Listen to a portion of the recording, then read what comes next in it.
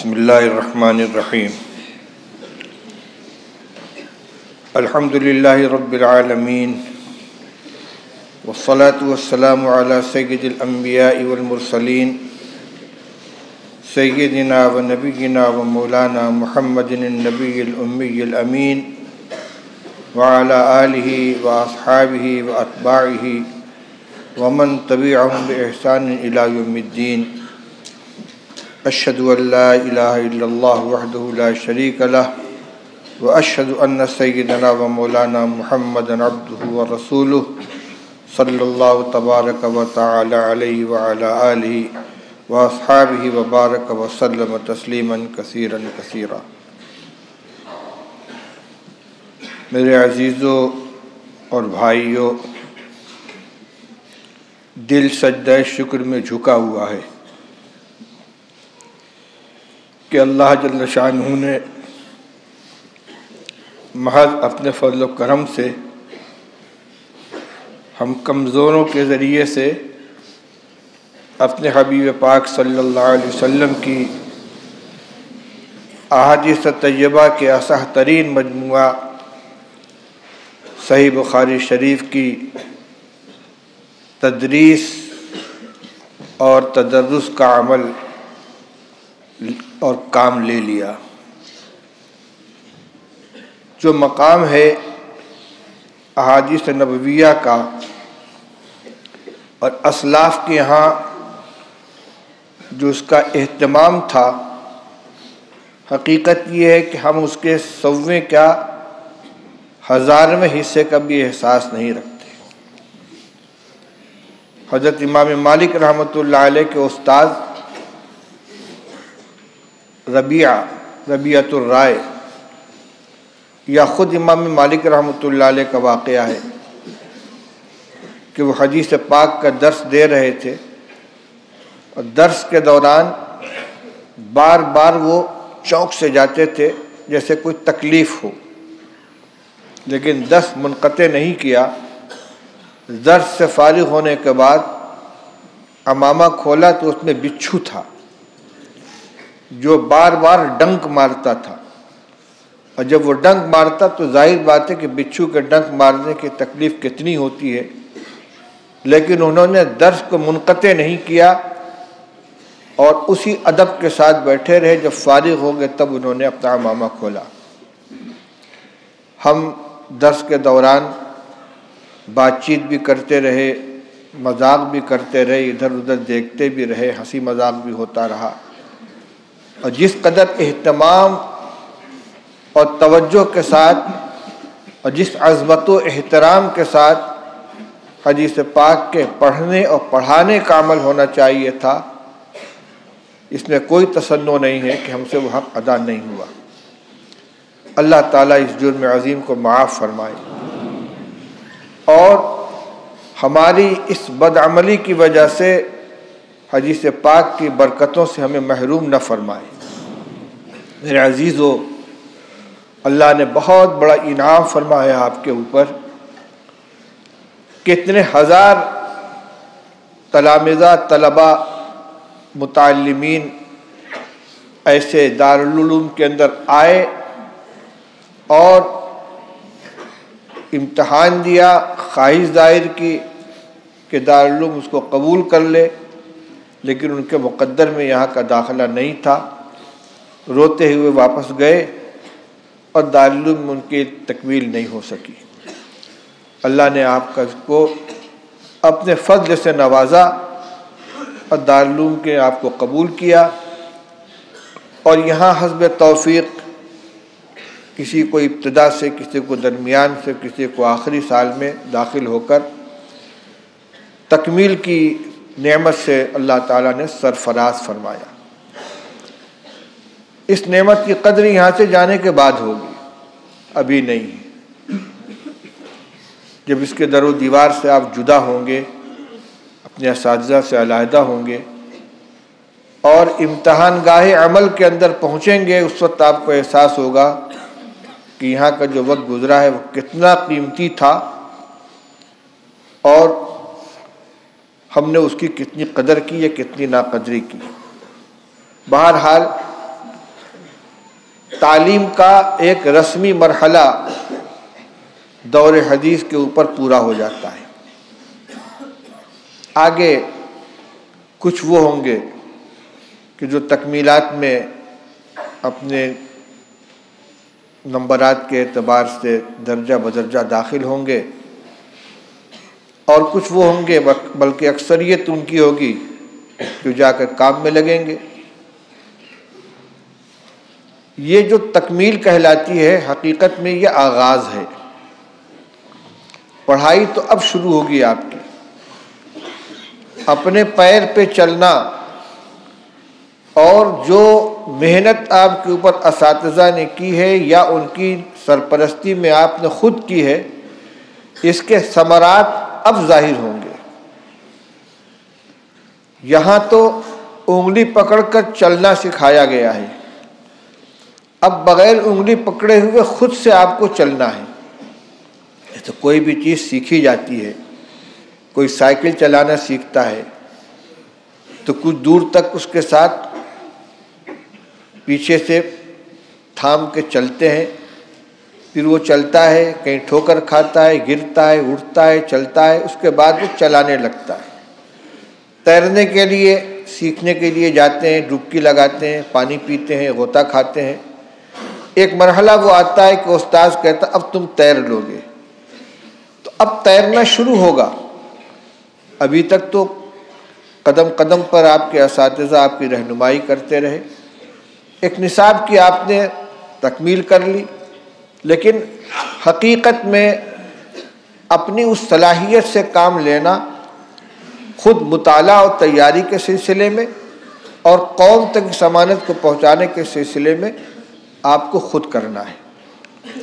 لیکن اس کا یہ مطلب نہیں ہے کہ آپ اساتذہ سے بے نیاز ہو گئے یا اپنے مادر علمی سے آپ لا تعلق ہو گئے۔ اگر کسی نے یہ سمجھ لیا کہ ہم فاضل ہو گئے یا فارغ ہو گئے تو بہت بڑی بھول ہے۔ ہمارے تمام بڑے ہمیشہ اس بات کی تاکید کرتے رہے ہیں کہ فارغ ہو جانے کے بعد اپنے کو اپنے مادر علمی سے اور اپنے اساتذہ سے اور بڑوں سے مربوط رکھیں، اس میں حفاظت ہے۔ میں نے کسی موقع پر نقل کیا تھا، حضرت مولانا عبد الحلیم صاحب رحمۃ اللہ علیہ دارالعلوم دیوبند کے شورا کے ممبر تھے، حضرت مولانا شاہ وسیع اللہ صاحب اور حضرت مولانا محمد زکریا صاحب کے خلیفہ تھے، مدرسہ ریاض العلوم گرینی کے بانی اور محتمم، بڑے اکابر میں سے تھے۔ ایک مرتبہ بنارس میں جامعہ اسلامیہ میں تشریف لائے، ہم نے اساتذہ کو اکٹھا کیا اور درخواست کی کہ حضرت کچھ نصیحت فرما دیجیے۔ انہوں نے صرف ایک نصیحت کی تھی کہ بھائی علماء کرام کبھی اپنے آپ کو مستقل مت سمجھنا، ہمیشہ کسی بڑے سے اپنے کو اپنے جوڑے رکھنا، چاہے کسی ایک کو مرکز بنا کر یا مختلف اساتذہ کرام سے۔ جس دن اپنے کو مستقل سمجھ لو گے تو تمہاری مثال اس بکری کی ہوگی جو ریوڑ سے کٹ کر الگ ہو جائے اور بھیڑیا اس کا شکار کر لے۔ ید اللہ علی الجماعہ، جماعت سے جڑے رہو، علماء کی جماعت سے، اساتذہ کی جماعت سے اپنے آپ کو فکری اعتبار سے استفادے کے لائن سے جوڑ کے رکھو۔ دوسری بات اس سلسلے میں یہ ہے کہ علماء کو وارثین انبیاء قرار دیا گیا ہے، اور انبیاء علیہ الصلاۃ والسلام کے وراثت میں صرف علم ہی نہیں ہے بلکہ تعلیم کتاب، تعلیم حکمت اور تلاوت آیات اور تزکیہ، جو نبی کریم صلی اللہ علیہ وسلم کے 4 کام تھے، ان کو حاصل کیا ہے آپ سے۔ ہمیں سب سے پہلے جہاں علم کی ترقی اور اس کے بقا کی فکر کرنی ہے، اپنے اخلاق اور اپنے اعمال پر بھی نظر ڈالنی ہے کہ ہم بھی تزکیہ کے محتاج ہیں۔ ہمارا تزکیہ نہیں ہوا ہے ابھی، ہمیں تو معلومات حاصل ہوئی ہیں، ہم نے تکبر کی برائی جانی ہے اور تواضع کی خوبی کو جانا ہے، قناعت اور توکل کی خوبی کو جانا ہے، اور حرص اور طمع کی برائی کو پڑھا ہے۔ لیکن ہمارے اندر تواضع ہے کہ نہیں ہے؟ ہمارے اندر توکل و قناعت ہے کہ نہیں ہے، ابھی اس کا جائزہ لینے کی اور اس دولت کو اپنے اندر پیدا کرنے کی ضرورت ہے۔ اسی لیے ہمارے تمام اکابر علم کے سمندر اور علم کا پہاڑ ہونے کے باوجود انہوں نے ہمیشہ اپنے آپ کو کسی صاحب نسبت سے جوڑ کر رکھا۔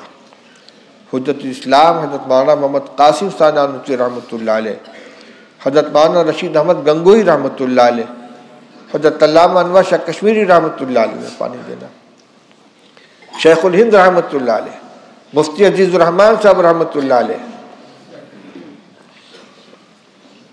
حضرت مولانا اشرف علی صاحب تھانوی رحمۃ اللہ علیہ، ان جیسے اکابر سب کے سب حضرت حاجی امداد اللہ صاحب مہاجر مکی رحمۃ اللہ علیہ سے، یا اور نیچے والے شیخ الہند رحمۃ اللہ علیہ سے، ان کے بعد والے حضرت گنگوئی رحمۃ اللہ علیہ سے، حضرت مولانا خلیل احمد صاحب سے، حضرت مولانا حسین احمد صاحب مدنی رحمۃ اللہ علیہ سے اپنے آپ کو وابستہ رکھتے رہے۔ حضرت میرے استاد و شیخ حضرت مولانا مفتی محمود حسن صاحب نور اللہ مرقدہ، ان کو میں نے دیکھا کہ جب تک شیخ الحدیث مولانا محمد زکریا صاحب رحمۃ اللہ علیہ حیات رہے، کوئی کام ان کے مشورے کے بغیر نہیں کرتے تھے۔ جامع العلوم کانپور میں وہ مدرسے کے سب کچھ تھے، ناظم، محتمم، صدر، مدرس، مفتی، شیخ الحدیث، سب کچھ تھے۔ دارالعلوم کے مجلس شورا نے ان کو یہاں بلانے کا فیصلہ کیا، ان کے پاس طلب گئی۔ ہمارے جیسا کوئی حریص ہوتا تو معمولی سی آواز کے اوپر بھی لبیک کہہ کے حاضر ہو جاتا۔ انہوں نے فرمایا کہ حضرت شیخ سے مشورہ کروں گا، حضرت نے مجھ کو یہاں بھیجا، جب ان کا حکم ہوگا تو میں آؤں گا۔ دارالعلوم سے حضرت مولانا منظور احمد صاحب نعمانی، حضرت مولانا اسد صاحب رحمۃ اللہ علیہما سہارنپور گئے۔ شیخ الحدیث رحمۃ اللہ علیہ نے فرمایا کہ دارالعلوم کو مفتی صاحب کی ضرورت ہے، آپ ان کو حکم فرمائیں، وہ بغیر آپ کے حکم کے نہیں آئیں گے۔ حضرت نے حکم فرمایا، تب مفتی صاحب یہاں تشریف لائے۔ حضرت مفتی صاحب کے والد مولانا حامد حسن صاحب حضرت شیخ الہند رحمۃ اللہ علیہ کے شاگرد تھے۔ حضرت نے فارغ ہونے کے بعد فرمایا، مولی حامد تم نہٹور چلے جاؤ، وہاں پڑھاؤ۔ پوری زندگی وہاں انہوں نے گزار دی، بہت باصلاحیت تھے، بڑی بڑی جگہیں ان کے پاس آئیں، اونچی اونچی تنخواہوں پر۔ کہتے تھے میرے حضرت نے مجھے یہاں بھیجا، یہیں سے میرا جنازہ نکلے گا۔ اخیر میں بیمار ہو گئے، سخت بیمار ہوئے۔ حضرت مفتی محمود صاحب رحمۃ اللہ علیہ نے درخواست کی کہ حضرت گھر چلے علاج کریں، فرمانا میرا جنازہ یہاں سے نکلے گا۔ چنانچہ وہیں انتقال ہوا اور وہیں سے دفن کیے گئے۔ اپنے اساتذہ کے ساتھ یہ تعلق ہوئی، اور جب بڑوں کا سایہ سر کے اوپر ہوتا تو بڑی ڈھارس رہتی ہے۔ میدان عمل میں آپ جائیں گے انشاءاللہ، اللہ تعالیٰ آپ سے خدمت لیں گے، علم کی بھی خدمت لیں گے۔ ہو سکتا ہے امامت و خطابت کا بھی مرحلہ آئے، ہو سکتا ہے کہ باطل مذاہب اور منحرف فرقوں سے آپ کو نبرد آزمائی کرنی پڑے، اس میں بھی آپ کو ضرورت پڑے اپنے اساتذہ کی رہنمائی اور ان کے تعاون کی۔ آپ اس موقع پر دریغ نہ کریں۔ دوسری بات، ابھی تک آپ کی ساری توجہ اپنی درسیات پر اور درسیات کے متعلقات پر تھی۔ دوسرے مطالعہ میں عموماً طلبہ کی توجہ ان کتابوں کی طرف ہوتی ہے جو ان کی تقریر و تحریر کی مشق میں معاون بن سکے یا درسیات کی تیاری میں معاون بن سکیں۔ لیکن آپ جب میدان عمل میں جائیں گے اور آپ کو مختلف لوگوں سے سامنا ہوگا، مسائل سامنے آئیں گے، تو آپ کو ضرورت پڑے گی کچھ خارجی مطالعے کی۔ اس سلسلے میں میرا ایک مشورہ یہ ہے کہ اپنے اکابر کی جتنی تصنیفات دستیاب ہو سکے، خاص طور سے اکابر اربعہ حضرت نانوتوی، حضرت گنگوئی، حضرت تھانوی اور علامہ انور شاہ کشمیری، ان حضرات کی جو کتابیں دستیاب ہوں ان کو، حضرت شیخ الہند مولانا محمود حسن صاحب رحمۃ اللہ علیہ ادلہ کاملہ اور ایضاح الادلہ، جود المقل، ان کتابوں کو خرید کر اپنے پاس رکھیں۔ مجموعہ رسائل شائع ہو رہے ہیں. حضرت گنگوئی رحمۃ اللہ علیہ کے رسائل کا مجموعہ بھی شائع ہوا ہے. مولانا چاند پوری کے رسائل کا مجموعہ بھی شائع ہوا ہے جو انعام کے اندر بھی تقسیم کیا گیا ہے. مفتی مہدی حسن صاحب شاہجہاں پوری کے رسائل کا مجموعہ بھی شائع ہوا ہے. حضرت نانوتوی رحمۃ اللہ علیہ کے رسائل بھی ملتے ہیں. ان کے علوم سے آپ استفادہ کریں, ان کتابوں کو اپنے پاس رکھیں, ان کا مطالعہ کریں. خاص طور سے وہ مسائل کہ جو ہمارے مسلک و مشرب سے دوسروں کے ساتھ مختلف ہیں, چاہے ان کا تعلق سنت و بدعت سے ہو, چاہے اولیاء و غیر اولیاء کا اختلاف غیر مقلدین کے ساتھ ہو, یا کچھ عقائد کا نظریات کا اختلاف جماعت اسلامی کے ساتھ ہو, یا مستشرقین کے ساتھ ان کا تعلق ہو, یا اس زمانے میں برادران وطن کی طرف سے جو اشکالات کیے جاتے ہیں, ان کی اس سے متعلق کتابوں کو آپ حاصل کریں. اور بنیادی بات تو یہ ہے کہ ان اکابر نے جو یہ کتابیں لکھی ہیں تو انہوں نے کسی دوسری کتاب سے استفادہ نہیں کیا ہے, بلکہ وہ علم جو انہوں نے حاصل کیا تھا درسیات کا, اس سے ان کے اندر اتنی صلاحیت پیدا ہوئی تھی کہ اللہ تعالیٰ نے اسی یہ کام لیا. اس لیے ان صرف خارجی کتابوں میں مدار آپ کو نہیں رکھنا ہے, بلکہ حدیث کی, تفسیر کی, فقہ کی, اصول کی جو کتابیں آپ نے پڑھی ہیں ان سے بھی آپ کا رابطہ رہنا چاہیے. انہی سے آپ کو وہ چیزیں ملیں گی, نکلیں گی کہ جس سے آپ اپنے علمی استدلال کے اندر مدد حاصل کر سکیں گے. ایک بات یہ کہ عوام خود اپنے طور پر کتنے بھی بدعمل ہوں, لیکن اپنے علماء کو وہ کچھ اور شکل میں دیکھنا چاہتے ہیں. آپ کی نماز, آپ کی وضاقتہ, آپ کی مسجد کی حاضری, آپ کے مشاغل پر ان کی نظر ہوگی اور ہونی چاہیے. آپ ان کے رہنما بن کر جا رہے ہیں, قائد بن کر جا رہے ہیں.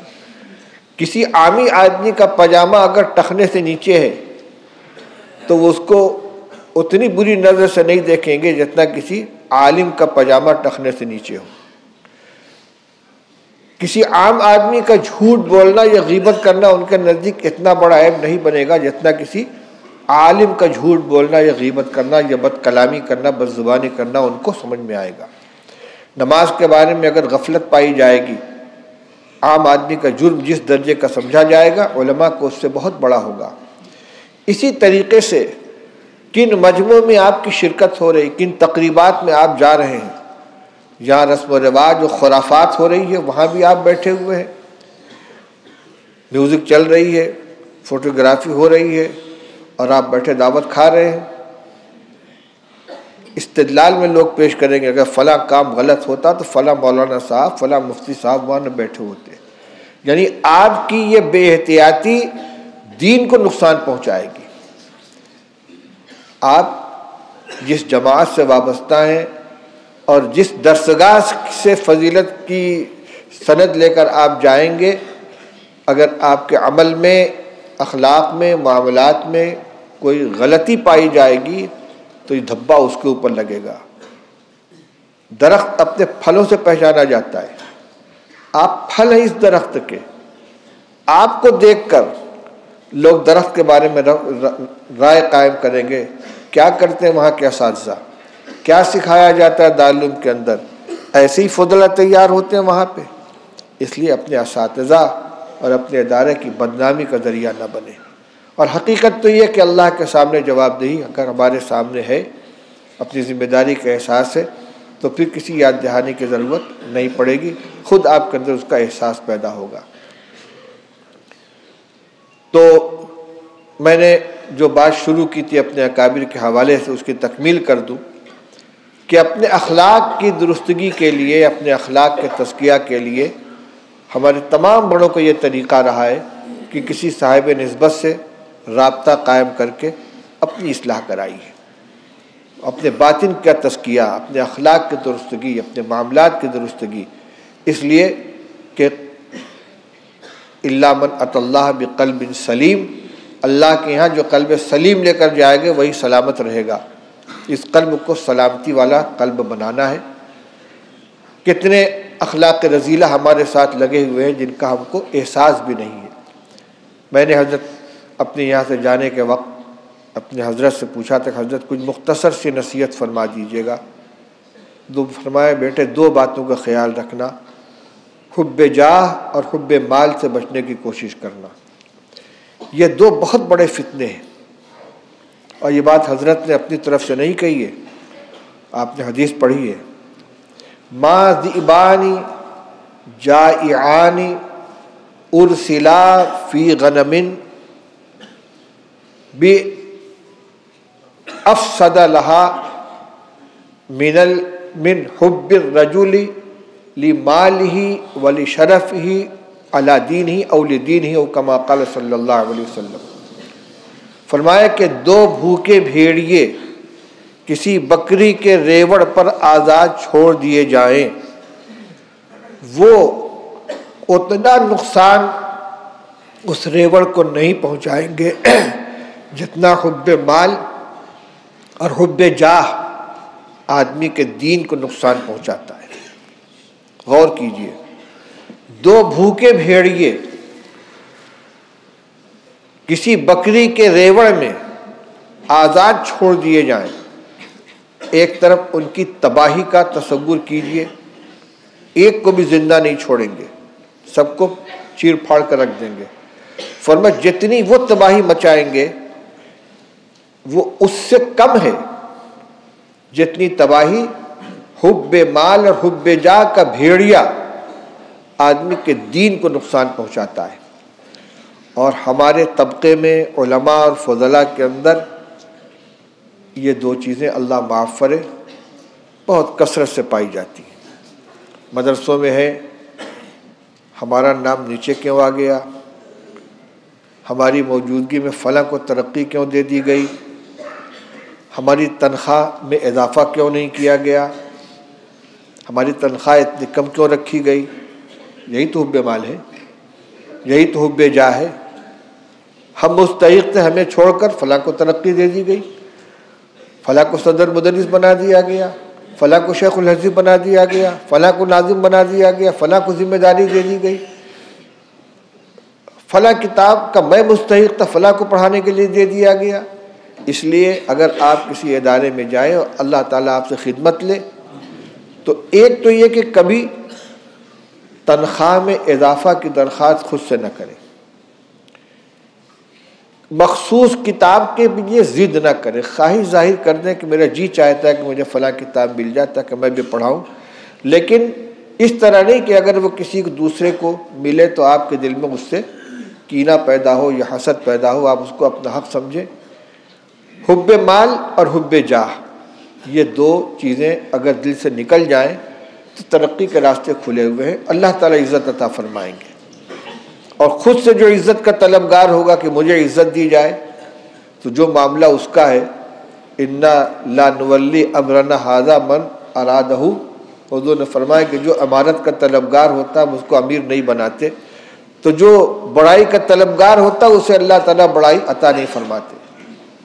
من تواضع للہ رفعہ اللہ ومن تجبر وضعہ اللہ، جو تکبر اختیار کرتا ہے اللہ تعالیٰ اسے پست کر دیتے۔ یہی تو بڑائی ہے، اپنے کو بڑا سمجھنا، میں تو اس مرتبے کا کہ لائق تھا مجھے نیچا کر دیا گیا۔ اس لیے ان چیزوں کا خیال رکھیں، اور جو کچھ پڑھا ہے یہ آپ کے پاس امانت ہے۔ ہماری جب بخاری شریف ختم ہوئی تھی تو حضرت مولانا فخر الدین صاحب رحمۃ اللہ علیہ بہت بیمار رہتے تھے، بہت مختصر انہوں نے نصیحت کی تھی۔ اس میں انہوں نے ایک بات تو یہ کہی تھی کہ اللہ کا شکر ہے کہ اس بیمار اور کمزور بندے سے اللہ تعالیٰ نے اس کتاب کی تکمیل کرا دی۔ اس کے بعد فرمایا تھا کہ میرے عزیزو، یہ کتاب تمہارے اوپر اللہ کی حجت ہے، اللہ کی حجت ہے۔ تمہارے سامنے احادیث صحیحہ کا ایک عظیم ذخیرہ آ گیا، نے پڑھ لیا، اس کی تشریح جان لی، اللہ کے رسول صلی اللہ علیہ وسلم کا پیغام تم پر پہنچ گیا۔ یہ نہیں کہہ سکتے کہ مجھے معلوم نہیں تھا، میں جانتا نہیں تھا، جان چکے۔ اب جان بوجھ کر اس کی خلاف ورزی کرو گے تو پکڑ ہوگی، حجت قائم ہو چکی ہے۔ ہاں یہ ضرور ہے کہ کچھ چیزیں وہ ہیں کہ جو فرائض میں سے ہیں، ان میں کوئی اختلاف نہیں ہے، کچھ وہ ہیں جو محرمات میں سے ہیں، ان کے اندر کوئی اختلاف نہیں ہے، کچھ فضائل کی چیزیں ہیں ان کے اندر بھی کوئی اختلاف نہیں ہے۔ جو چیزیں ایسی ہیں کہ جن میں اولا غیر اولا کا اختلاف ہے اور مختلف روایات ہیں، ان میں کسی ایک پر عمل کرنے والا بھی تارک عمل نہیں کہلائے گا۔ مثلا آمین بالجہر، آمین بالسر، دونوں رسول اللہ صلی اللہ علیہ وسلم ثابت ہیں، لہذا اگر کوئی بالسر آمین کہتا ہے تو وہ آمین بالجہر کا مخالف نہیں کہلائے گا، وہ تارک سنت نہیں ہے۔ اسی طریقے سے دلائل کی روشنی میں کسی بھی مسئلے میں اگر کسی نے ایک حدیث کو اختیار کیا کسی امام نے اور اس کے متبعین اس پر عمل کر رہے تو وہ بھی حدیث پہ عمل کر رہے ہیں۔ حضرت مولانا شاہ عبد العزیز صاحب رحمۃ اللہ علیہ جو ہماری سند کے سب سے اوپر حضرت شاہ ولی اللہ صاحب کے نیچے ہیں، ان کو معلوم ہوا کہ ان کے بھتیجے مولانا اسماعیل شہید رحمۃ اللہ علیہ نے رفع یدین شروع کر دیا ہے، تو انہوں نے اپنے چھوٹے بھائی مولانا عبد القادر صاحب فرمایا، میاں عبد القادر سنا اسماعیل رفع یدین کرتے ہیں، ذرا پوچھو کیا معاملہ ہے۔ تو انہوں نے ان سے پوچھا، انہوں نے کہا کہ لوگوں نے اس کی مخالفت کی ہے، اس لیے میں سنت کو زندہ کر رہا ہوں۔ جب یہ جواب پہنچا شاہ عبد العزیز صاحب کے پاس تو فرمایا، میں نے تو سمجھا تھا کہ اسماعیل نے کچھ پڑھا لکھا ہے لیکن اسے تو کچھ نہیں آتا۔ مخالفت وہاں کہلاتی ہے جہاں ایک سنت کو چھوڑ کر بدعت کو اختیار کیا جائے، سنت کو چھوڑ کر خلاف سنت کو اختیار کیا جائے، لیکن جہاں دو سنتیں ہوں، ایک سنت کو چھوڑ کر دوسری سنت کو اختیار کرنا، یہ ترک سنت نہیں کہلاتا۔ لیکن ہاں ایک بات اور بھی ہے کہ آدمی کو تلفیق کرنے کی اجازت نہیں ہے کہ ہر فرد آزادانہ طور پر کبھی اس سنت کو کبھی اس سنت کو، اس لیے کہ عافیت ائمہ اربعہ کی تقلید کے اندر ہے، تاکہ نفس اور ہوا سے آدمی آزاد رہ سکے اور اتباع شریعت کر سکے، اتباع خواہشات نہ کرے۔ اس لیے میرے اس جملے کا یہ شاہ عبد العزیز صاحب رحمۃ اللہ علیہ کے اس قول کا یہ مطلب نہ نکالنا چاہیے کہ ہم بھی آزاد ہیں اور ہر مسئلے کے اندر کبھی اس پر عمل کر لیا کبھی اس پر عمل کر لیا، بلکہ یہ بتلانا ہے کہ آپ اگر آمین بالسر کر رہے ہیں تو یہ ترک حدیث نہیں ہے۔ تو روایات جو ہمارے سامنے آئی ہیں ان میں جو اخلاق کے سلسلے کی چیزیں ہیں ہمارے اندر وہ آنی چاہیے۔ بھائی یہ فوٹو کون لے رہا ہے؟ بار بار کیمرہ چمک رہا ہے، کون حرکت کر رہا ہے یہاں پہ؟ تو آپ ان تعلیمات نبویہ کے اپنے آپ کو پیکر بنانے کی کوشش کریں تاکہ آپ خود امت کے لیے نمونہ بنیں اور آپ کے عمل کو دیکھ کر لوگ عمل کریں۔ دین قول سے نہیں عمل سے منتقل ہوا ہے، یاد رکھیے۔ اللہ کے رسول صلی اللہ علیہ وسلم نے نماز کے بارے میں کیا فرمایا تھا؟ صلو کما رأیتمونی اصلی۔ کوئی قولی روایت آپ کو ایسی نہیں ملے گی جس میں اللہ اکبر سے لے کر السلام علیکم ورحمۃ اللہ تک پوری نماز کا طریقہ بیان کیا گیا ہو۔ کوئی ایسی روایت نہیں ملے گی جس میں حج کا لبیک سے لے کر اختتام تک طریقہ بیان کیا گیا ہو، بلکہ رسول اللہ صلی اللہ علیہ وسلم خذوا عنی مناسککم، ہو سکتا ہے کہ آئندہ تم مجھے نہ دیکھو، مجھ سے حج کے ارکان کو سیکھ لو۔ حضور کے عمل کو دیکھتے تو لوگ عمل کرتے تھے، اور روایت آپ نے پڑھی ہے عبداللہ ابن مسعود رضی اللہ تعالیٰ عنہ کے بارے میں کسی شخص نے غالباً حضرت حذیفہ رضی اللہ تعالیٰ عنہ سے پوچھا تھا کہ رسول اللہ صلی اللہ علیہ وسلم کے بارے میں کچھ بتائیے، تو انہوں نے فرمایا تھا کہ عبداللہ ابن مسعود کو جانتے ہو؟ ہاں، جب وہ گھر سے نکلے تو ان کے ساتھ ہو جاؤ اور دن بھر ان کے ساتھ رہو، ان کے ہر عمل کو غور سے دیکھو۔ کیوں؟ فَإِنَّهُ أَشْبَهُ بِرَسُولِ اللَّهِ صلی اللہ علیہ وسلم دَلًّا وَسَمْتًا وَهَدْيًا، ہر چیز میں وہ رسول اللہ صلی اللہ علیہ وسلم کے بالکل مشابہ ہیں۔ عبداللہ ابن عمر رضی اللہ عنہ کی روایتیں آپ نے کتنی پڑھی ہیں؟ جو عمل رسول اللہ صلی اللہ علیہ وسلم نے عادتاً یا اتفاقاً کیا ہے اس کی بھی وہ پیروی کرتے تھے۔ دین اسی طریقے سے آیا ہے کہ اپنے بڑوں کو دیکھ کر چھوٹوں نے عمل سیکھا ہے۔ نماز 7 سال کی عمر میں بچے کو جو حکم دیا گیا ہے پڑھوانے کا، تو 7 سال کی عمر میں مکمل نماز نہیں پڑھتا وہ۔ اچھا کتنے آدمی وہ ہیں آپ میں کہ جنہوں نے نماز تقریر کے ذریعے سیکھی ہو؟ بھائی بچہ ہے، ابا کے بغل میں کھڑا ہوا ہے، ان کو دیکھ رہا ہے، نیت باندھ رہا ہے، ان کو دیکھ کے رکوع میں جا رہا ہے، ان کو دیکھ کے سجدے میں جا رہا ہے، عمل سے سیکھا ہے۔ اب اس میں جو غلطیاں اس کی اصلاح کی گئی، نمازی بن گیا۔ آپ کے عمل کو دیکھ کر لوگ عمل سیکھیں گے، اس لیے اپنے آپ کو آپ سفیر بنائیے حضرت نبی کریم صلی اللہ علیہ وسلم کا، نمائندہ بنائیے اپنے اساتذہ کرام کا۔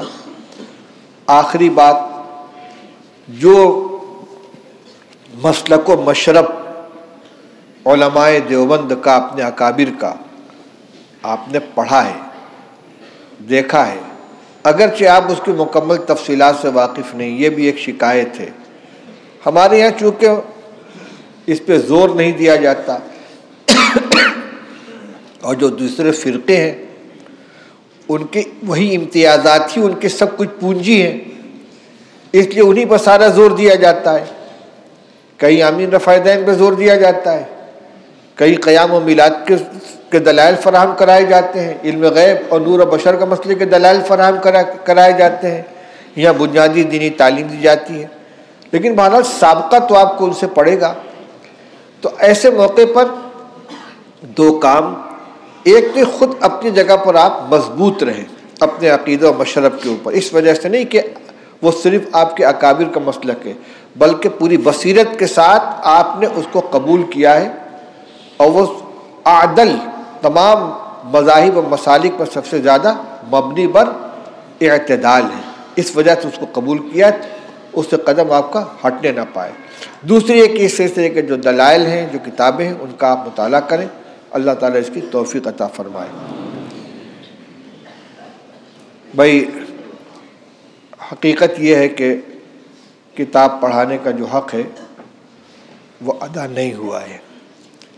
جتنی محنت ہونی چاہیے نہ میں محنت کر سکا، اور نہ اتنی محنت سے آپ تک اپنی بات کو پہنچا سکا۔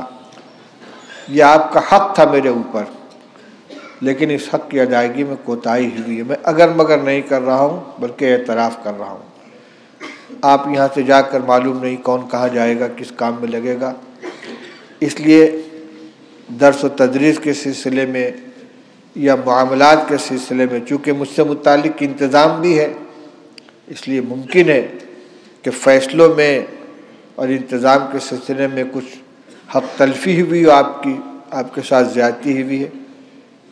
عمر کے آخری مرحلے میں چل رہا ہوں، معلوم نہیں اگلے سال بھی یہاں بیٹھنا نصیب ہوگا کہ نہیں ہوگا، اللہ تعالیٰ اس خدمت کو قبول فرما لے۔ لیکن آپ لوگوں کی حق تلفی جو ہوئی ہے، جس میں کوتاہی ہوئی ہے، اس کو اللہ کے واسطے یہیں سے معاف کر کے اٹھیں، دل میں کسی طرح کی ناراضگی یا کدورت لے کر نہ جائیں، اور دعا بھی فرمائیں کہ اللہ تعالیٰ اخلاص کے ساتھ زندگی کے آخری لمحے تک اس خدمت سے وابستہ رکھے، اور آپ حضرات کو بھی اللہ تعالیٰ اپنے دین کی خدمت کے لیے قبول فرمائے۔ دعا میں اپنے تمام اکابر کو شامل کریں۔ امام بخاری رحمۃ اللہ علیہ، تمام محدثین، تمام فقہا جن کی تصنیفات سے ہم نے استفادہ کیا ہے، نورانی قاعدہ سے لے کر بخاری شریف تک، قاعدہ بغدادی سے لے کر تکمیل افتاء اور تکمیل تخصص فی الحدیث تک، جتنے مصنفین کی کتابوں سے استفادہ کیا ہے یا کریں گے، ان کا احسان ہے ہمارے اوپر، اس لیے ان کے لیے دعائیں کریں، اللہ تعالیٰ ان کی خدمات کو ان کو بھرپور صلہ عطا فرمائے۔ ان کی بات نقل کرنے میں، ان کی مراد متعین کرنے میں، مثلا ترجمۃ الباب کا مطلب متعین کرنے میں اگر کہیں چوک ہوئی ہے اور ان کی منشا کے خلاف ہماری زبان سے کوئی بات نکل گئی ہے، اللہ تعالیٰ اسے معاف فرمائے اور ان کو اس کا اجر عطا فرمائے۔ اسی طرح جتنے اساتذہ سے بھی ہم نے علم حاصل کیا ہے، ابتدا سے لے کر اب تک، چاہے وہ موجود ہوں چاہے مرحوم ہو چکے ہوں، ان کے لیے دعا کریں کہ اللہ تعالیٰ ان کی خدمات کو ان کو صلہ عطا فرمائے، جو دنیا سے جا چکے ان کی مغفرت فرمائے، جو زندہ رہ گئے ان کو عمروں میں برکت عطا فرمائے۔ دارالعلوم دیوبند جو ہم سب کی مادر علمی ہے، جو ہمارے اکابر کی امانت ہے، اس کے لیے دعا فرمائے کہ اللہ تعالیٰ جملہ شرور و فتن اور آزمائشوں سے اس کی حفاظت فرمائے۔ ملک کے، وطن کے اور برادران وطن کے جو حالات ہیں وہ آپ کے سامنے ہیں۔ دن بدن دائرہ تنگ ہوتا جا رہا ہے، حالات مشکل ہوتے چلے جا رہے ہیں۔ اللہ تعالیٰ اس ادارے کو قیامت تک باقی رکھے، اس کے فیض کو جاری و ساری رکھے اور ہر طرح کے فتنوں سے حفاظت فرمائے۔ دارالعلوم کے تمام وہ معاونین کہ جن کے تعاون سے، جن کی مالی تعاون سے، اخلاقی تعاون سے دارالعلوم اور مدارس دینیہ چل رہے ہیں، ان کے حق میں بھی دعا کریں۔ اللہ تعالیٰ ان کی تجارتوں میں، کمائیوں میں برکت عطا فرمائے، ان کے لیے اس خرچے کو صدقہ جاریہ بنائے۔ رسول اللہ صلی اللہ علیہ وسلم نے ارشاد فرمایا ہے، اذا مات الانسان انقطع عنہ عملہ الا عن ثلاث صدقۃ جاریہ او علم ينتفع به او ولد صالح يدعو له۔ وہ علم جس کا سلسلہ جاری رہے، جس سے نفع اٹھایا جائے، وہ بھی صدقہ جاریہ ہے۔ تو اس کارخانے کو چلانے میں تمام لوگ شریک ہیں، اس کے بانیان، اس کے اساتذہ، اس کے کارکنان، اس کے طلباء، اس کے معاونین، سب کے سب اس قافلے میں شریک ہیں۔ سب کے تعاون سے یہ ادارہ اور ادارے چل رہے ہیں، ان سب کے لیے دعا کریں، کارکنان کے لیے دعا کریں، محبین اور معاونین کے لیے دعا کریں۔ دارالعلوم کے سلسلے میں جذبہ خیر رکھنے والے محبین کے لیے بھی دعا کریں، اور ہم سب کے اوپر سب سے پہلا اپنے نفس کا حق ہے، اپنے لیے دعا کریں کہ اللہ تعالیٰ ہمیں تقوی عطا فرمائے، رضا و خوشنودی عطا فرمائے، دین کی خدمت قبول فرمائے کے لیے قبول فرمائے، اپنے والدین کے لیے دعا فرمائے، اس لیے کہ اس درسگاہ سے وابستہ ہونے میں اور اس مرحلے تک پہنچنے میں سب سے پہلے ان کا احسان ہے۔ انہوں نے آپ کو فارغ کیا اور یہاں تک پہنچنے کے لیے راستہ ہموار کیا، اور جس کے والدین یا ان میں سے کوئی ایک دنیا سے جا چکے ہوں ان کے لیے مغفرت کی دعا کریں، اور جو زندہ ہیں ان کے لیے صحت و سلامتی کی بھی، مغفرت کی بھی، ترقی درجات کی، ان کے عمروں میں برکت کی دعا کریں۔ جن جن لوگوں نے یہاں اس مجمع میں شرکت کی ہے، اپنے دلوں میں آرزوئیں، تمنائیں لیے ہوئے ہیں۔ مشہور یہی ہے کہ بخاری شریف اور حدیث کی کتابوں کے ختم پر جو دعا کی جاتی ہے قبول ہوتی ہے۔ بہت سی پرچیاں بھی آئی ہوئی ہیں، اس میں لوگوں نے اپنی مرادیں، اپنی ضرورتیں لکھ رکھی ہیں۔ بہت سے لوگ وہ ہیں کہ جو آنا چاہتے تھے لیکن چونکہ یہاں اعلان نہیں ہوا ہے اس لیے نہیں آ سکے۔ ان کے دل میں جو خواہشات ہوں، جو تمنائیں ہوں، جو آرزویں ہوں، اللہ تعالیٰ ان کو بھی پوری فرما دے، قبول فرما لے، اور ہم سب کے متعلقین کو، ہمارے اہل خانہ، ہمارے والدین، اہل و عیال، متعلقین، سب کو اللہ تعالیٰ صحت و سلامتی عطا فرمائے۔ ملک کے اندر امن و امان کو عام فرمائیں، خوف و دہشت اور بے اطمینانی کی جو کیفیت اللہ تعالیٰ اس کو ختم فرمائے۔ دعا فرما لے بھائی، نکاح ہو جائے پہلے، اس کے بعد دعا ہو جائے گی۔ آ جاؤ بھائی، یہیں بیٹھا دو۔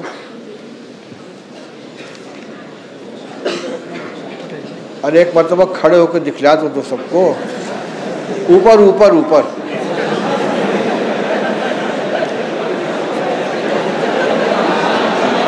بھائی یہ نوشہ ہے۔ اچھا بھائی ایک کام رہ گیا، اجازت دینے والا، بیٹھ جاؤ، یہیں بیٹھو، ادھر متوجہ ہو جاؤ، سن لو۔ ایک تو اجازت رسالۃ الاوائل کے ساتھ ہو چکی ہے تمام مرویات کی۔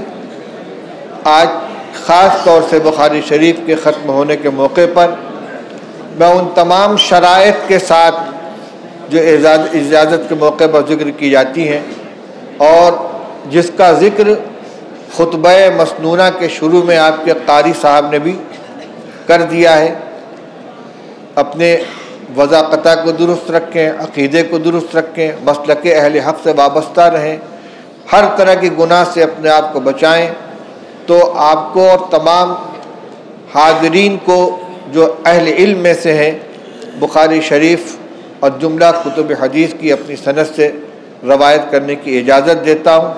اللہ تعالیٰ اس کو قبول فرمائے۔ اس موقع مسلسلات تو آپ پڑھ چکے ہیں، اس میں ایک روایت انا احبک فقل کی جو ہے اس کو میں اس موقع پہ پڑھ دیا کرتا ہوں۔ رسول اللہ صلی اللہ علیہ وسلم نے حضرت معاذ رضی اللہ تعالیٰ عنہ کو بلا کر ان سے فرمایا، یا معاذ انا احبک فقل اللہم اعنی علی ذکرک و شکرک و حسن عبادتک۔ اے معاذ مجھے تم سے محبت ہے، لہذا ہر نماز کے بعد، فرض نماز کے بعد یہ دعا پڑھ لیا کرو، انا احبک نہیں رب اعنی، یا اللہم اعنی علی ذکرک و شکرک و حسن عبادتک، فانا اقول لکم انا احبکم فقولوا رب اعنی علی ذکرک و شکرک و حسن عبادتک۔ یہ اپنی سند متصل کے ساتھ جو حضرت مولانا زکریہ صاحب رحمۃ اللہ علیہ سے مجھ کو حاصل ہے، آپ حضرات تک اس امانت کو پہنچا رہا ہوں۔ اگر معمول ہے تو بہت اچھا، ورنہ معمول بنا لیں کہ نماز فرض کے بعد جو دعا ہو اس میں اللہم اعنی علی ذکرک و شکرک و حسن عبادتک کو شامل کر لیں۔ مولانا نوشاد احمد ابن حفیظ الرحمان صاحب، الحمدللہ نحمدہ ونستعینہ ونستغفرہ ونؤمن بہ ونتوکل علیہ ونعوذ باللہ من شرور انفسنا ومن سیئات اعمالنا، من یہدہ اللہ فلا مضل لہ ومن یضلل فلا ہادی لہ، ونشہد ان لا الہ الا اللہ وحدہ لا شریک لہ، ونشہد ان سیدنا ومولانا محمدا عبدہ ورسولہ صلی اللہ تبارک و تعالی علیہ وعلی آلہ وصحبہ وبارک وسلم تسلیما کثیرا کثیرا۔ اما بعد فاعوذ باللہ من الشیطان الرجیم، بسم اللہ الرحمن الرحیم۔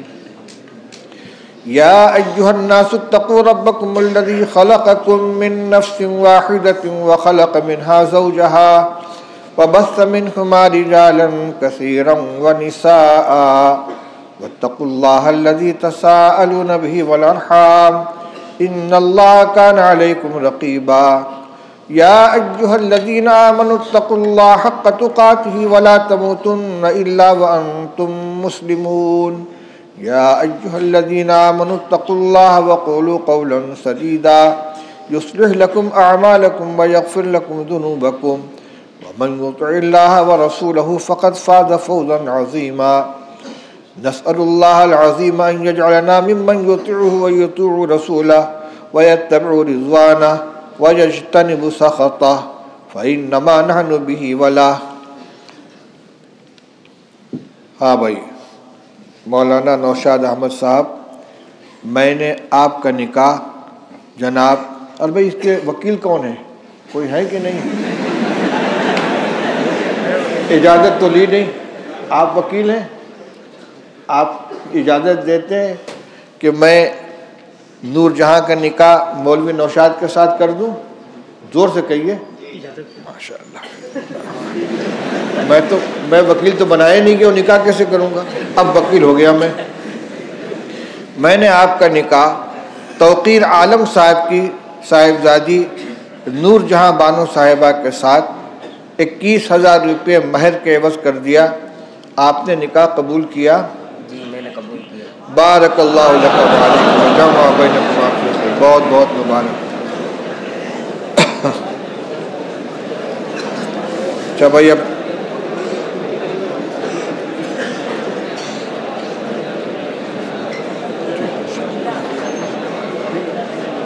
بھائی دعا فرما لو۔ ترکی اور شام میں جو زلزلہ آیا ہے، بڑی تباہیاں مچی ہیں وہاں کے مصابین متاثرین کے لیے، جو زندہ ہیں ان کی صحت یابی کے لیے، جو مرحوم ہو گئے ان کے مغفرت کے لیے دعا فرمائیں۔ یہ دونوں اسلامی ملک ہیں اور شاید ہی کوئی غیر اس کے اندر ہو، ورنہ سارے کے سارے اپنے بھائی ہیں۔ اللہم صلی علی سیدنا و شفیعنا و حبیبنا و نبینا و مولانا محمد و آلہ و صحبہ و بارک وسلم۔ بانی ہے یہ؟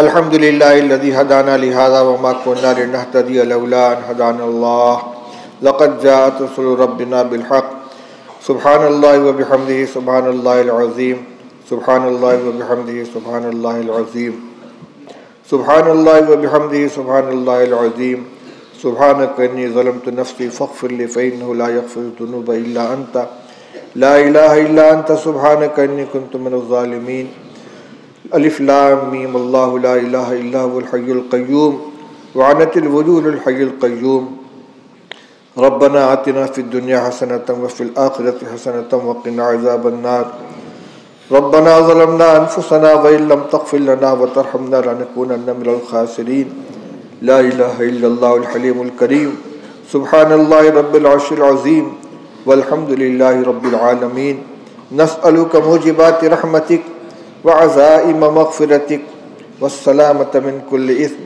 والعصمة من كل ذنب اللهم لا تدع لنا ذنبا إلا غفرته ولا هما إلا فرجته ولا ضرا إلا كشفته ولا مبتلا إلا عافيته ولا أسيرا إلا فككته ولا مريضا إلا شفيته ولا حاجة من حوائج الدنيا والآخرة هي لك رضا ولنا فيها نجاح إلا قضيتها ويسرتها يا أرحم الراحمين رب اغفر وارحم وأنت خير الراحمين اللهم يا حي يا قيوم برحمتك نستغيث أصلح لنا شأننا كله ولا تكلنا إلى أنفسنا طرفة عين ولا تنزع منا صالح ما أعطيتنا يا حي يا قيوم برحمتك نستغيث أصلح لنا شأننا كله ولا تكلنا إلى أنفسنا طرفة عين ولا تنزع منا صالح ما أعطيتنا اللهم إنا نعوذ بك من الهم والحزن ونعوذ بك من العجز والكسل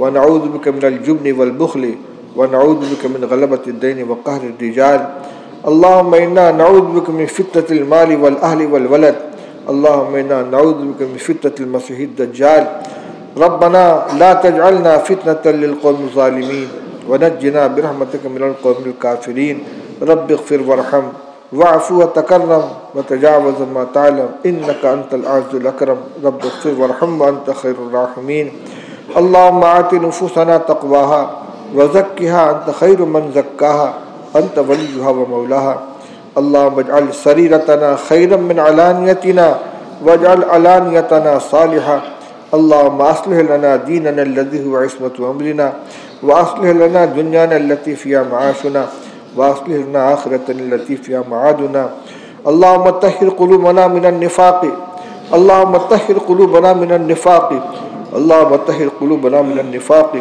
وأعمالنا من الرياء وأعمالنا من الرياء وأعمالنا من الرياء وألسنتنا من الكذب وألسنتنا من الكذب وألسنتنا من الكذب وأعيننا من الخيانة اللهم طهر أعيننا من الخيانة اللهم طهر أعيننا من الخيانة فإنك تعلم خائنة الأعين وما تخفي الصدور إنك تعلم خائنة الأعين وما تخفي الصدور رب اغفر وارحم وأنت خير الراحمين ربنا اغفر لنا ولإخواننا الذين سبقونا بالإيمان ولا تجعل في قلوبنا غلا للذين آمنوا ربنا إنك رؤوف رحيم ربنا لا تجعلنا فتنة للقوم الظالمين ونجنا برحمتك من القوم الكافرين اے اللہ ہم سب کے گناہوں کو معاف فرما دے اے اللہ ہماری کامل مغفرت فرما دے اے اللہ ہم سر سے پیر تک گناہوں میں ڈوبے ہوئے ہیں اے اللہ ہم ہر اس گناہ کے اندر ملوث ہے اللہ ہمارے آنکھیں خطا کار ہیں زبانوں سے جھوٹ بولتے ہیں کانوں سے غیبت سنتے ہیں دلوں میں تکبر بیٹھا ہوا ہے اے اللہ ہم تیرے ذکر سے تیری یاد سے غافل زندگی گزار رہے ہیں اے اللہ ہمارے جرم کو معاف فرما دے ہمارے ساتھ رحم کا کرم کا معاملہ فرما دے اے اللہ ہماری مغفرت فرما دے ہمارے والدین کی مغفرت فرما دے ہمارے والدین کی مغفرت فرما دے ہمارے اہل و عیال کی مغفرت فرما دے ہمارے بھائی بہنوں کی مغفرت فرما دے ہمارے تمام متعلقین کی مغفرت فرما دے اے اللہ اس پورے مجمع کی مغفرت فرما دے تمام حاضرین کی مغفرت فرما دے سب کے والدین کی مغفرت فرما دے اے اللہ ایمان پہ خاتمہ نصیب فرما نفس و شیطان کے شرور سے حفاظت فرما زندگی کے آخری لمحے تک اپنی رضا عطا فرما اپنی رضا والے اعمال کے کرنے کی توفیق عطا فرما ہر طرح کے فتنے سے حفاظت فرما یا اللہ مال کے فتنے سے حفاظت فرما جہاں کے فتنے سے حفاظت فرما۔ اے اللہ ہمارے ایمان کی حفاظت فرما، ہمارے اعمال و اخلاق کی حفاظت فرما۔ اے اللہ ہم امتحان کے قابل نہیں ہیں، اے اللہ ہم کمزور بندے ہیں، اے اللہ ہمیں کسی طرح کی آزمائش میں مبتلا نہ فرما۔ اے اللہ عافیت عطا فرما، اے اللہ عفو عافیت عطا فرما، اے اللہ عفو عافیت عطا فرما۔ اے اللہ یہ تیرے فضل سے، تیرے کرم سے اے اللہ بخاری شریف کا اختتام ہوا ہے۔ اے اللہ اس کے پڑھنے پڑھانے میں یقیناً کوتاہیاں ہوگی، اے اللہ معاف فرما دے۔ تیرے حبیب صلی اللہ علیہ وسلم کی طرف اگر کوئی غلط بات منسوخ ہو گئی ہو، اے اللہ اس کے وبال سے حفاظت فرما۔ اے اللہ کسی عبادت کے پڑھنے میں غلطی ہو گئی ہو، کسی حدیث کی تشریح میں غلطی ہو گئی ہو، اے اللہ اس کو معاف فرما دے۔ اے اللہ بے دھیانی اور غفلت کے ساتھ پڑھا، اس کو معاف فرما دے۔ اے اللہ علم کی حقیقت ہمارے اوپر واضح فرما دے، علم حقیقی کی دولت سے مالا مال فرما۔ اے اللہ امام بخاری رحمۃ اللہ علیہ اور تمام محدثین کرام کو اللہ ان کی خدمت کا بہترین بدلہ عطا فرما۔ اے اللہ ان کی خدمت کا بہترین بدلہ عطا فرما۔ تمام محدثین، تمام فقہا، تمام ہمارے اساتذہ کرام، تمام کتابوں کے مصنفین جن کے علوم سے ہم نے استفادہ کیا ہے، یا اللہ ان سب کی مغفرت فرما، ان سب کو ان کو قربانیوں کا بدلہ عطا فرما۔ اللہ دارالعلوم دیوبند کے بانیان، اس کے معاونین، اساتذہ، کارکنان، طلبہ، محبین، سب کی مغفرت فرما، سب سے راضی ہو جا، سب کو ان کی خدمات کا بدلہ عطا فرما۔ اے اللہ دارالعلوم دیوبند کی حفاظت فرما، اللہ دارالعلوم دیوبند کی حفاظت فرما، ہر طرح کے فتنے سے حفاظت فرما۔ اے اللہ اس کے کارکنان کو، خدام کو قبول فرما، صحیح خدمت کرنے کی توفیق عطا فرما۔ اے اللہ ملک کے ملک کے اندر امن و امان کو عام فرما۔ اے اللہ یہ طلبہ عزیز جنہوں نے اپنے علم کی رسمی تکمیل کی ہے، اللہ ان کو علم دین کی خدمت کے لیے قبول فرما لے۔ اے اللہ سب کی ہدایت کے فیصلے فرما دے۔ اے اللہ غوائط سے حفاظت فرما، سب کے ایمان کی حفاظت فرما، فتنوں سے حفاظت فرما، زندگی کے آخری لمحے تک ایمان کی حفاظت فرما، ایمان پہ سب کو خاتمہ نصیب فرما۔ اے اللہ نفس و شیطان کے شرور سے حفاظت فرما۔ اے اللہ سب کو برکت والی حلال روزی عطا فرما۔ اے اللہ ان کو اپنے دین کی خدمت کے لیے فارغ فرما دے، ان کی دنیا کی کفالت تو اپنے ذمہ لے لے۔ اے اللہ ان کی کفالت تو خزانہ غیب سے فرما۔ اے اللہ برکت والی حلال روزی عطا فرما، حرام سے پوری پوری حفاظت فرما۔ اللہ اس مجمع کے اندر جتنے لوگ بیٹھے ہوئے سب کے دلوں کی مرادیں پوری فرما۔ جن لوگوں نے پرچیاں بھیجی ہیں کہ آپ میں سے کسی سے دعا کے لیے کہا ہے، اے اللہ سب کو اے اللہ ان مرادوں کے اندر کامیابی عطا فرما۔ جو مقدمات میں گرفتار ہیں اللہ ان کو مقدمات سے خلاص نصیب فرما۔ ہمارے بھائی جو جیلوں میں پڑے ان کو رہائی نصیب فرما۔ جو بیمار ہیں ان کو شفا عطا فرما، جو لا علاج بیماریوں میں مبتلا ان کو بھی شفا عطا فرما۔ جو لا اولاد ہیں، بے اولاد ہے، اللہ ان کو نیک صالح اولاد عطا فرما۔ ہماری جو بہنیں بھائی، جو بچے بچیاں بغیر رشتے کے بیٹھے ہوئے اللہ ان کو مناسب رشتہ عطا فرما۔ ان کے والدین کو ان کے سرپرستوں کو ان کے نکاح کی ذمہ داری سے مقدوش فرما۔ اے اللہ ہر ایک لابلد کو اولاد عطا فرما، بے نکاحی کو نکاح کا انتظام فرما دے۔ اے اللہ عفت و عصمت کی حفاظت فرما۔ اللہ ہمارے نگاہوں کی حفاظت فرما، ہماری زبان کی حفاظت فرما، ہمارے قلب و دماغ کی حفاظت فرما۔ اے اللہ ہمیں اخلاق حسنہ سے مزین فرما، اخلاق رذیلہ سے ہمیں پاک فرما۔ ربنا آتنا فی الدنیا حسنۃ وفی الآخرۃ حسنۃ وقنا عذاب النار۔ رب اغفر وارحم واعف وتکرم وتجاوز ما تعلم انک انت العز الاکرم۔ رب اغفر وارحم وانت خیر الراحمین۔ ربنا تقبل منا انک انت السمیع العلیم وتب علینا انک انت التواب الرحیم۔ وصلی اللہ تبارک و تعالی علی خیر خلقہ سیدنا و نبینا و مولانا محمد و آلہ و صحبہ اجمعین برحمتک یا ارحم الراحمین۔